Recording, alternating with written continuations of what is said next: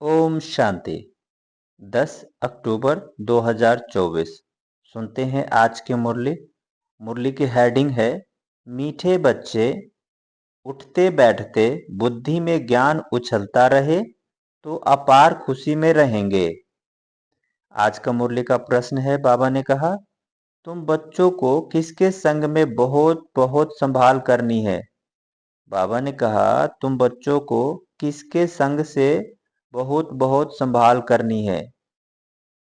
उत्तर है इसका, बाबा ने कहा जिनकी बुद्धि में बाप की याद नहीं ठहरती, बुद्धि इधर उधर भटकती रहती है, उनके संग से तुम्हें संभाल करनी है। उनके अंग से अंग भी नहीं लगना चाहिए, क्योंकि याद में न रहने वाले वायुमंडल खराब करते हैं। आज की मुरली का दूसरा पॉइंट है, बाबा ने कहा मनुष्य को पश्चाताप कब होगा। इसका उत्तर है, बाबा ने कहा जब उन्हें पता पड़ेगा कि उन्हें पढ़ाने वाला स्वयं भगवान है, तो उनका मुंह फीका पड़ जाएगा और पश्चाताप करेंगे कि हमने गफलत की, पढ़ाई नहीं पढ़ी। ओम शांति। अब रूहानी यात्रा, बाबा ने कहा अब रूहानी यात्रा को तो बच्चे अच्छी तरह से समझते हैं। कोई भी हठ योग की यात्रा होती नहीं। यह है याद। याद के लिए कोई भी तकलीफ की बात नहीं। बाप को याद करना, इसमें कोई तकलीफ नहीं है। यह क्लास है, इसलिए सिर्फ कायदे सिर बैठना होता है। तुम बाप के बच्चे बने हो। बच्चों की पालना हो रही है। कौन सी पालना? अविनाशी ज्ञान रत्नों का खजाना मिल रहा है। बाप को याद करने में कोई तकलीफ नहीं है। सिर्फ माया बुद्धि का तार, बाबा ने कहा सिर्फ माया बुद्धि का योग तोड़ देती है। बाकी बैठो भल किसी भी कैसे भी, बाबा ने कहा बाकी बैठो भल कैसी भी, उनसे कोई याद का ताल्लुक नहीं। बहुत बच्चे हठ योग से 3-4 घंटे बैठते हैं, सारी रात भी बैठ जाते हैं। आगे तुम्हारे तो भी भट्ठी आगे तुम्हारे तो भी भट्ठी, वह बात और थी। बाबा ने कहा आगे पहले थी भट्ठी, पर वो बात कुछ और थी। वहां तुमको धंधा धोरी तो था नहीं, इसलिए यह सिखाया जाता है। अब बाप कहते हैं तुम गृहस्थ व्यवहार में रहो, धंधा धोरी भी भल करो, कुछ भी कामकाज करते बाप को याद करना है। ऐसे भी नहीं कि अभी निरंतर तुम याद करते हो। नहीं, इस अवस्था में टाइम लगता है। अभी निरंतर याद ठहर जाए तो फिर कर्मातीत अवस्था हो जाए। बाप समझाते हैं बच्चे ड्रामा के प्लान अनुसार अब बाकी थोड़ा समय है। सारा हिसाब भी बुद्धि में रहता है। कहते हैं क्राइस्ट से 3000 वर्ष पहले भारत ही था। उनको स्वर्ग कहा जाता था। अभी उन्हों के 2000 वर्ष पूरे होते हैं, 5000 वर्ष का हिसाब हो जाता है। देखा जाता है तुम्हारा नाम सारा विलायत से ही निकलेगा, क्योंकि उन्हों की बुद्धि फिर भी भारतवासियों से तीखी है। भारत से पीस भी वह मांगते हैं। भारतवासियों ने ही लाखों वर्ष कहकर और सर्वव्यापी का ज्ञान देकर बुद्धि बिगाड़ दी है। तमो प्रधान बन गए हैं। वह इतने तमो प्रधान नहीं बनते हैं। उन्हों की बुद्धि तो बड़ी तीखी है। उन्हों का जब आवाज निकलेगा तब भारतवासी जागेंगे, क्योंकि भारतवासी एकदम घोर नींद में सोए हुए हैं। वह थोड़े सोए हुए हैं। उन्हों से आवाज अच्छा निकलेगा। विलायत से आए भी थे। बाबा ने कहा विलायत से आए भी थे कि हमको कोई बतावे पीस कैसे हो सकती है, क्योंकि बाप भी भारत में ही आते हैं। यह बात तो तुम बच्चे ही बता सकते हो। दुनिया में फिर से वह पीस कब और कैसे होगी। तुम बच्चे तो जानते हो, बरोबर पैराडाइज अथवा हेवन था। नई दुनिया में भारत पैराडाइज था, यह और कोई नहीं जानते हैं। मनुष्य की बुद्धि में यह बात ही बैठ गई है कि ईश्वर सर्वव्यापी है और कल्प की आयु लाखों वर्ष कह दी है। सबसे जास्ती पत्थर बुद्धि यह भारतवासी ही बने हैं। यह गीता शास्त्र आदि सब है भक्ति मार्ग के, फिर भी यह सब ऐसे ही बनेंगे। भले ड्रामा को जानते हैं, फिर भी बाप तो पुरुषार्थ कराते हैं। तुम बच्चे जानते हो विनाश तो जरूर होगा। बाप आए ही हैं नई दुनिया की स्थापना करने। यह तो खुशी की बात है ना। जब कोई बड़ा इम्तिहान पास करते हैं तो अंदर में खुशी होती है ना। हम यह सब पास कर यह देवता जाकर बनेंगे। सारा पढ़ाई पर मदार है। तुम बच्चे जानते हो बरोबर बाप हमको पढ़ाकर यह बनाते हैं। बरोबर पैराडाइज हेवन था। मनुष्य तो बेचारे बिल्कुल ही मूंझे हुए हैं। बेहद के बाप जो ज्ञान, बाबा ने कहा बेहद के बाप के पास जो बेहद का ज्ञान है वह तुम बच्चों को दे रहे हैं। बाप की तुम महिमा करते हो। बाबा नॉलेजफुल भी है, फिर ब्लिसफुल भी है, खजाना भी उनके पास फुल है।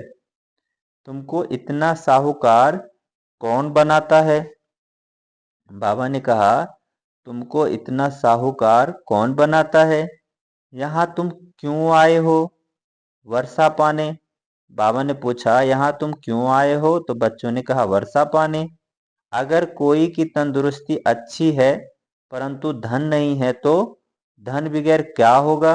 बैकुंठ में तो तुम्हारे पास धन रहता है। यहाँ जो जो साहूकार है उनको नशा रहता है, हमारे पास इतना धन है। यह कारखाने हैं आदि है। शरीर छोड़ा खलास। तुम तो अब जानते हो हमको बाबा 21 जन्मों के लिए इतना खजाना दे देते हैं। बाप खुद तो खजाने के मालिक नहीं बनते हैं, तुम बच्चों को मालिक बनाते हैं। यह भी तुम जानते हो। विश्व में शांति तो सिवाय गॉड फादर के कोई स्थापन कर न सके। सबसे फर्स्ट क्लास चित्र है त्रिमूर्ति गोले का। इस चक्र में ही सारा ज्ञान भरा हुआ है। तुम्हारी ऐसी कोई वंडरफुल चीज होगी तब वह समझेंगे इसमें जरूर कोई ऐसा राज है। बच्चे कोई कोई छोटे छोटे खिलौना बनाते हैं, वह बाबा को पसंद नहीं आते। बाबा तो कहते बड़े चित्र बनाओ जो दूर से कोई पढ़कर समझ सके।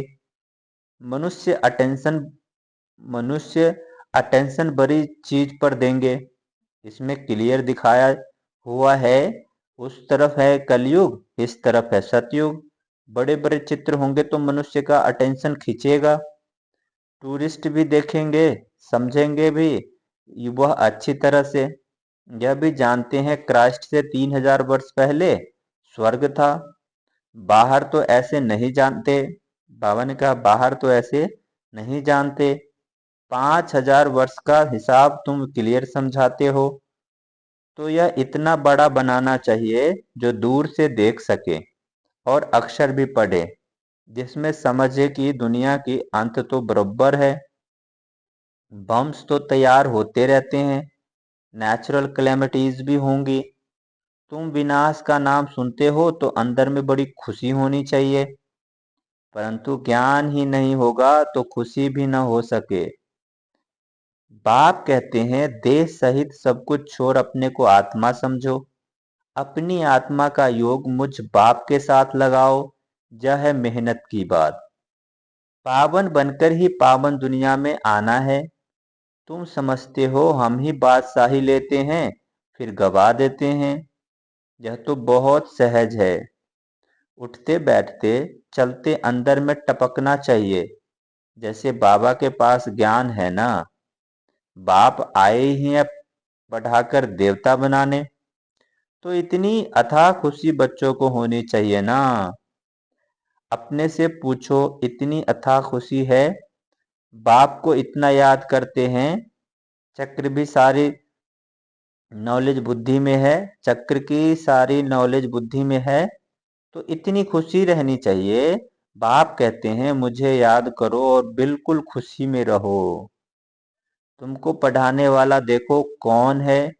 जब सबको मालूम पड़ेगा तो सबका मुंह ही फीका हो जाएगा। परंतु अभी उन्हों के समझ में थोड़ी देरी है।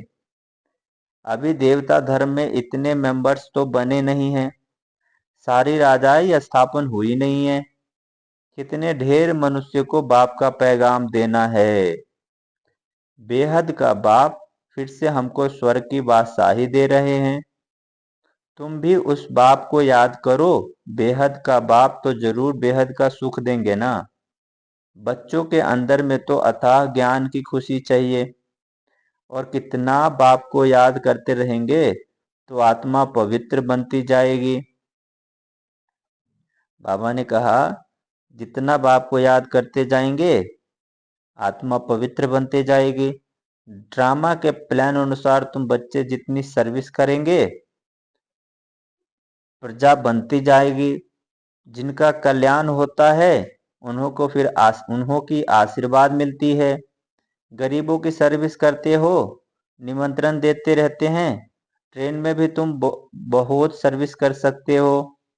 इतने छोटे बैच में भी कितनी नॉलेज भरी हुई है। सारी पढ़ाई का तंत्र सार इसमें है, बैच में। बैचेस तो सब बहुत अच्छे अच्छे ढेर बनाने चाहिए, किसको सौगात भी दे सके। कोई को भी समझाना तो बहुत सहज है, सिर्फ शिव बाबा को याद करो। क्या समझाना सहज है कि सिर्फ शिव बाबा को याद करो। शिव बाबा से ही वर्षा मिलता है, तो बाप और वर्षे का बाप, बाबा ने कहा बाप और बाप का वर्षा स्वर्ग की बादशाही कृष्णपुरी को याद करो।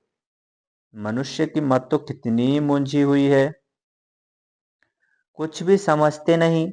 विकार के लिए कितना तंग करते हैं, काम के पिछाड़े कितने मरते हैं, कोई बात ही समझते नहीं। सबकी बुद्धि बिल्कुल चट हो गई है, बाप को जानते ही नहीं। जब भी ड्रामा में नूंद है, सबकी मेंटल सब बाबा ने कहा ये ड्रामा में नूंद है, सबकी मेंटल क्लास हो गई है, मानसिक शक्ति खत्म हो गई है। बाप कहते हैं बच्चे तुम पवित्र बनो तो ऐसे स्वर्ग के मालिक बन जाएंगे, परंतु समझते ही नहीं। आत्मा की ताकत सारी निकल गई है। कितना समझाते हैं फिर भी पुरुषार्थ करना और कराना है। पुरुषार्थ में थकना नहीं है, हार्ट फेल भी नहीं होना है।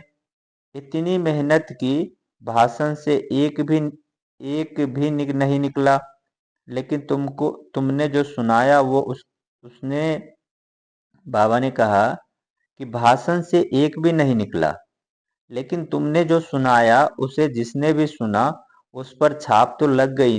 पिछाड़ी में सब जानेंगे जरूर। तुम बीके की अथाह महिमा निकलने वाली है। परंतु एक्टिविटी देखते हैं तो जैसे एकदम बेसमझी की, कोई रिकॉर्ड ही नहीं, कोई रिगार्ड ही नहीं, पूरी पहचान नहीं, बुद्धि बाहर भटकती रहती है। बाप को याद करे तो मदद भी मिले, बाप को याद करते नहीं, गोया वह पतित है। तुम बनते हो पावन। जो बाप को याद नहीं करते हैं उन्हों की बुद्धि जरूर कहाँ न कहाँ भटकती रहती है। तो उनके साथ अंग से अंग नहीं मिलाना चाहिए, क्योंकि याद में न रहने कारण वह वायुमंडल को खराब करते हैं। पवित्र और अपवित्र इकट्ठे हो न सके, इसके लिए बाप पुरानी सृष्टि को खलास कर देते हैं। दिन प्रतिदिन कायदे भी सख्त निकलते जाएंगे। बाप को याद नहीं करते तो फायदे में बदले और ही फायदे के बदले और ही नुकसान करते हैं। पवित्र, बाबा ने कहा पवित्रता का सारा मदार याद पर है, एक जगह बैठने की बात नहीं। जहाँ इकट्ठे बैठे हो तो अलग अलग पहाड़ी पर जाकर बैठें, वह अच्छा है। जो याद नहीं करते हैं वह पतित, उनका तो संग भी नहीं करना चाहिए। चलन से भी मालूम पड़ता है याद बिगर पावन तो बन न सके। हर एक के ऊपर पापों का बोझा बहुत है। जन्म जन्मांतर का वह बिगर याद की यात्रा निकले कैसे, वह गोया पतित ही है। अच्छा, मीठे मीठे सिकी लधे बच्चों प्रति माता पिता बाप दादा का याद प्यार और गुड मॉर्निंग। रूहानी बाप की रूहानी बच्चों को नमस्ते। हम रूहानी बच्चों की रूहानी माता पिता बाप दादा को याद प्यार गुड मॉर्निंग और नमस्ते। सुनते हैं धारणा के लिए मुख्य सार। पहला है, यहाँ की कोई भी वस्तु में दिल नहीं लगानी है, देखते हुए भी नहीं देखना है। आंखें खुले होते भी जैसे नींद का नशा रहता है, ऐसे खुशी का नशा चढ़ा हुआ हो। सुनते हैं धारणा का दूसरा पॉइंट।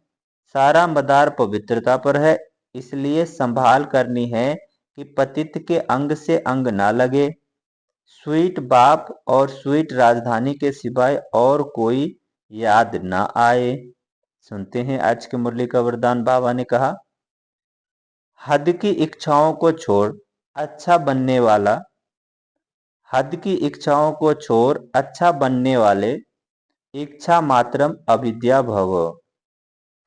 सुनते हैं इसका विस्तार। बाबा ने कहा, मन में कोई भी हद की इच्छा होगी तो अच्छा बनने नहीं देगी। जैसे धूप में चलते हो तो परछाई आगे जाती है, उसको अगर पकड़ने की कोशिश करो तो पकड़ नहीं सकते। पीठ करके आ जाओ तो परछाई पीछे पीछे जाएगी।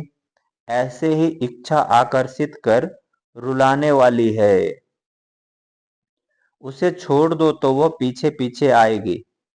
मांगने वाला कभी भी संपन्न नहीं बन सकता। कोई भी हद की इच्छाओं के पीछे भागना ऐसे है जैसे मृग तृष्णा। इससे सदा बचकर रहो तो इच्छा मात्रम अविद्या बन जाएंगे। सुनते हैं आज के मुरली का स्लोगन। बाबा ने कहा, अपने श्रेष्ठ कर्म व श्रेष्ठ चलन द्वारा दुआएं जमा करो तो पहाड़ जैसी बात भी रुई के समान अनुभव होगी। अपने श्रेष्ठ कर्म व श्रेष्ठ चलन द्वारा दुआएं जमा कर लो तो पहाड़ जैसी बात भी रुई के समान अनुभव होगी। अच्छा, ओम शांति।